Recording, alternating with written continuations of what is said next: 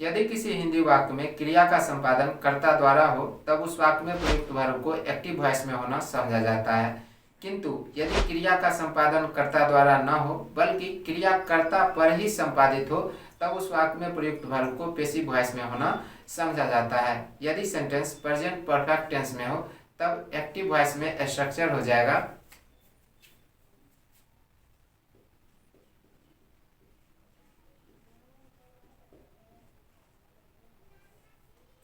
Subject plus have has plus V3 plus object या फिर other word, और passive voice में स्ट्रक्चर हो जाएगा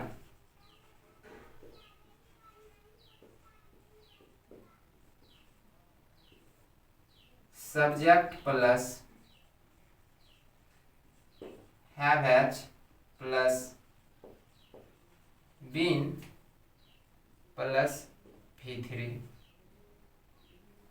अर्थात सेंटेंस यदि एक्टिव वॉइस में रहेगा और यदि प्रेजेंट परफेक्ट टेंस में रहेगा तो स्ट्रक्चर हो जाएगा subject plus have has plus V3 plus object, और यदि सेंटेंस पैसिव वॉइस में रहेगा और प्रेजेंट परफेक्ट टेंस में रहेगा तब स्ट्रक्चर हो जाएगा subject plus have has plus been plus V3। तो मैंने आप लोगों को एक्टिव वॉइस और पैसिव वॉइस दोनों के लिए स्ट्रक्चर बता दिया, और ये भी आपको पता चल गया कि आप पहचानेंगे कैसे कि सेंटेंस एक्टिव वॉइस में है या फिर पैसिव वॉइस में है। तो यहाँ पर पहला सेंटेंस है कि राम ने पढ़ाया है। अब यहाँ पर आप देखो पढ़ाना क्रिया है और पढ़ाने की क्रिया कर्ता राम द्वारा संपादित हो रहा है, अर्थात आप कह सकते हैं कि इस सेंटेंस में जो वर्ब है वो एक्टिव वॉइस में है ना। तो इस सेंटेंस को आप ट्रांसलेट करेंगे इस वाले स्ट्रक्चर से, ठीक है। तो राम ने पढ़ाया है, तो सब्जेक्ट यहाँ पर क्या है, राम। अब आपको पता है राम क्या है, थर्ड पर्सन का सिंगुलर नंबर है, और थर्ड पर्सन के सिंगुलर नंबर के साथ हम हैज प्रयोग करते हैं, है ना। तो यहाँ पर हम हैज प्रयोग करेंगे। उसके बाद क्या है, वर्ब का तीसरा फॉर्म, ठीक है। वर्ब यहाँ पर क्या है, पढ़ाना, तो टीच का तीसरा फॉर्म क्या हो जाता है, टाउट हो जाता है, ठीक है। तो यहाँ पर हम लिखेंगे टाउट। अब इस सेंटेंस में अदर वर्ड या फिर ऑब्जेक्ट नहीं है तो आपको फुल स्टॉप दे देना है वर्ब के तीसरे फॉर्म के बाद। राम ने पढ़ाया है, राम हैज टाउट। अब है राम को पढ़ाया गया है। इस सेंटेंस में एक चीज आप देखो, यहाँ पर पढ़ाने की क्रिया कर्ता जो कि राम है उसी पर संपादित हो रहा है, अर्थात हम कह सकते हैं कि इस वाक्य में प्रयुक्त वर्ब पैसिव वॉइस में है ना। अर्थात इस सेंटेंस को आप ट्रांसलेट करने के लिए ये वाला स्ट्रक्चर प्रयोग करेंगे। तो पहले क्या है, सब्जेक्ट है, सब्जेक्ट यहाँ पर क्या है, राम, तो पहले हम लिखेंगे राम। सब्जेक्ट के बाद हैव हैज, है ना, तो ये सब्जेक्ट के अनुसार प्रयोग में आता है, राम के साथ क्या आएगा, हैज आएगा। उसके बाद क्या है, बीन, ठीक है, आपको बीन प्रयोग करना है। बीन के बाद क्या है, वर्ब का तीसरा फॉर्म। वर्ब यहाँ पर क्या है, पढ़ाना, तो टीच का तीसरा फॉर्म क्या हो गया, टाउट।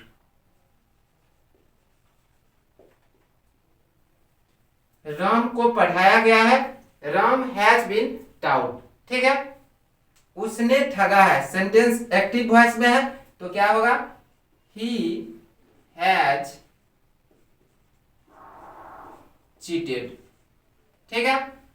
उसे ठगा गया है, यह सेंटेंस पैसिव वॉइस में है तो इसे कैसे बनाएंगे, ही has been cheated.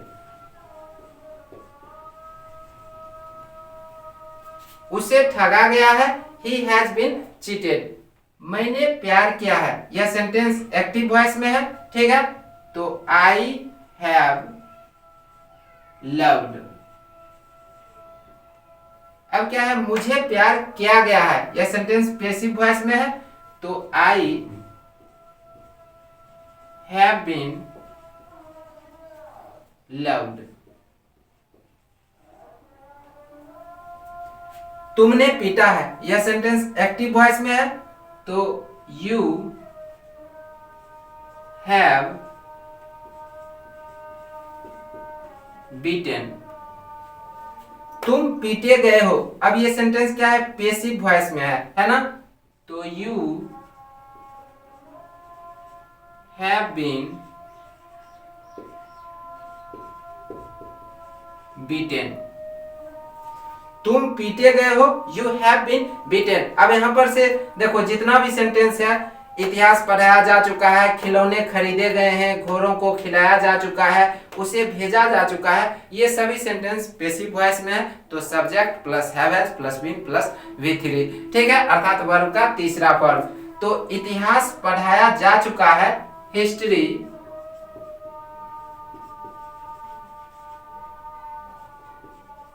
Has been taut. खिलौने खरीदे गए हैं, द टॉयज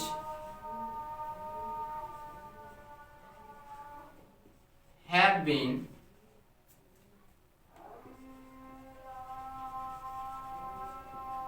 बाउट। खिलौने खरीदे गए हैं, the toys have been bought. घोड़ों को खिलाया जा चुका है, द हॉर्सेज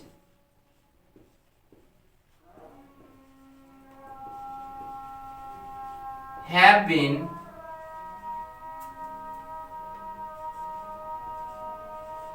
fed। देखो फीड का तीसरा फॉर्म फेड होता है, ठीक है। तो घोड़ों को खिलाया जा चुका है, the horses have been fed. उसे भेजा जा चुका है, he has been sent। देखो सेंड का तीसरा फॉर्म क्या होता है, सेंट होता है, ठीक है।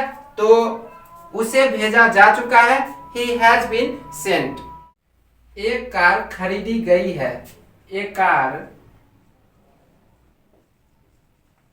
has been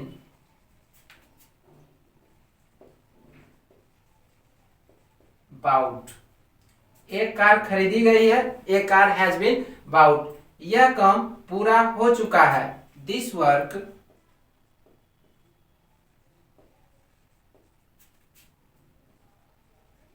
has been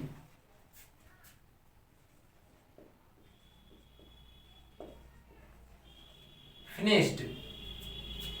Ravi को दंडित किया गया है, रवि has been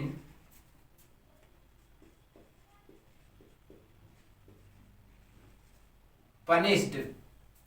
उसे पीटा गया है, he has been beaten। छात्रों को पीटा गया है, the students have been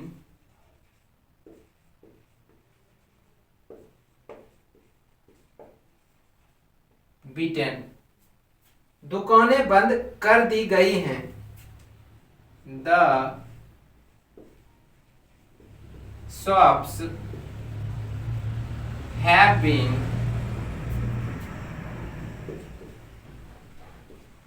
closed। Parcel भेजा जा चुका है, the parcel has been sent। देखो पार्सल भेजा जा चुका है, the parcel has been sent. चोर गिरफ्तार किए जा चुके हैं, द थीव्स। देखो मैंने थीव्स क्यों किया, क्योंकि देखो क्रिया के अंत में क्या है, हैं। इससे पता चलता है कि यहाँ पर जो चोर है ये प्लूरल नंबर में है, बहुवचन में है, अर्थात आपका सब्जेक्ट बहुवचन है, ठीक है। तो इसीलिए मैंने थीव को थीव्स कर दिया, द थीव्स हैव बीन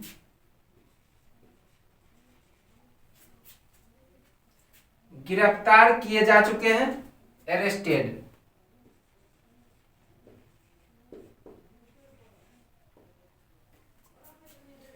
चोर गिरफ्तार किए जा चुके हैं, the thieves have been arrested. Ram ने तुम्हें पीटा है। देखो यहाँ पर पीटने की क्रिया कर्ता राम द्वारा संपादित हो रहा है, अर्थात हम कह सकते हैं कि इस वाक्य में प्रयुक्त वर्ब एक्टिव वॉइस में है। ठीक है, तो राम ने तुम्हें पीटा है, राम हैज बीटन यू।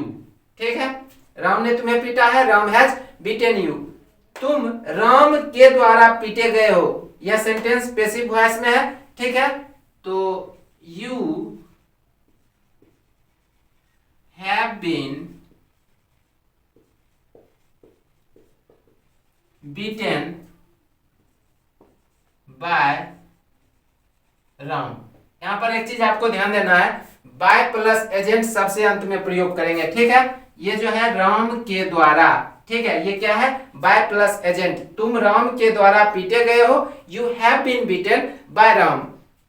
मैंने उसे पढ़ाया है, यह सेंटेंस एक्टिव वॉइस में है। ठीक है, मैंने उसे पढ़ाया है, आई हैव टाउट हिम। मैंने उसे पढ़ाया है, आई हैव टाउट हिम। वह मेरे द्वारा पढ़ाया गया है, यह सेंटेंस पैसिव वॉइस में है। ठीक है, तो ही हैज बीन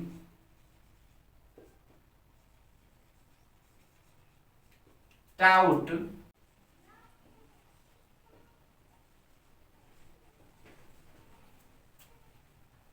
वह मेरे द्वारा पढ़ाया गया है, he has been taught by me.